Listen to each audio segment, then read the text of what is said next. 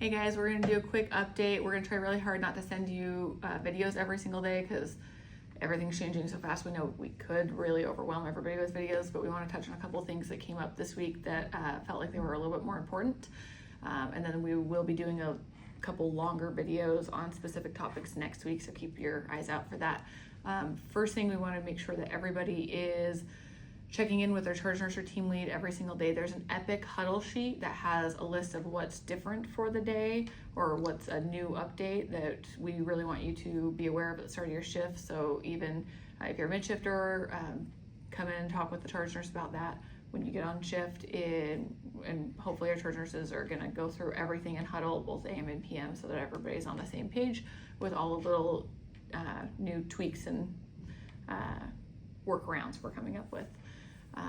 One of those has been our ConSed process. We're currently debating with the system whether the ConSed narrator has enough of the required documentation to be utilized.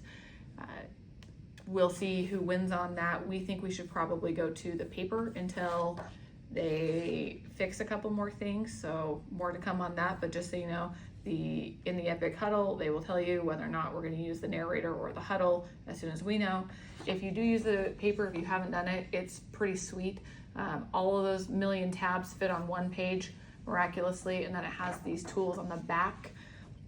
It does specify that on your assessment, a star is an abnormal finding and a check is within normal limits. It's really tiny in there, so I just like to point that out.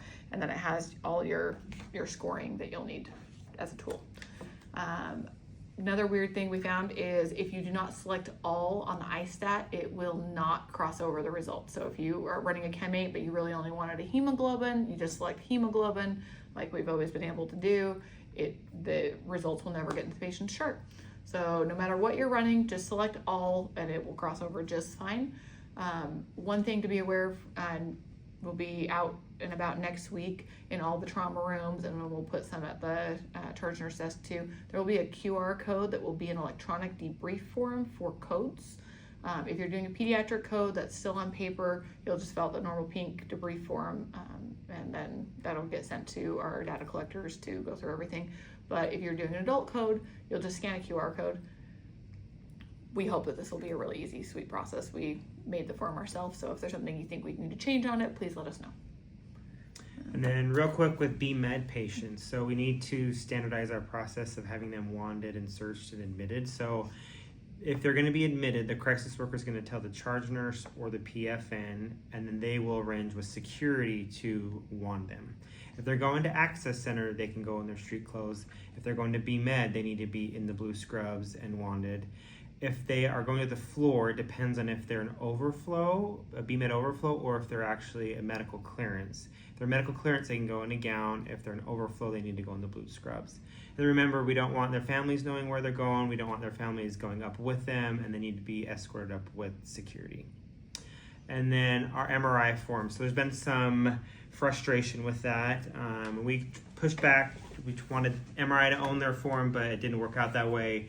So to make it easier for you, we have come up with this paper tool. So this isn't meant to be the MRI screening form. It's just a tool to help you complete the form. So you can put this on a clipboard, give it to a patient or a family member and have them fill it out. Then you take the form and you put it into Epic. So when an MRI is ordered, you're gonna get this little task in your to-do, and it's gonna say MRI screening form.